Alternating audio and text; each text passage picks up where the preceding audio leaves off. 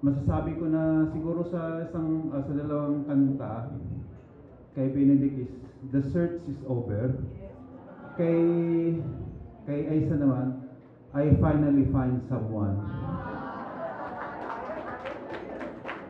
For the sake of advice, as newlywed, just enjoy, cherish the love that you have for each other.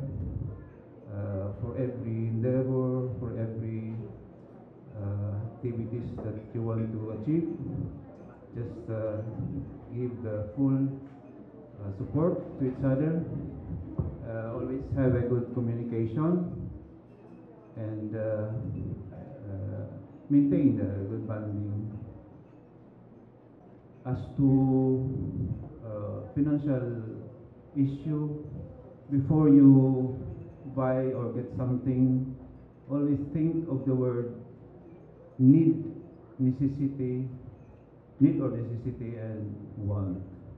So, dapat i-evaluate nyo, ito pang gusto namin, kailangan talaga ng family, or gusto lang ninyo. Because as newlywed, you have to save money for your family.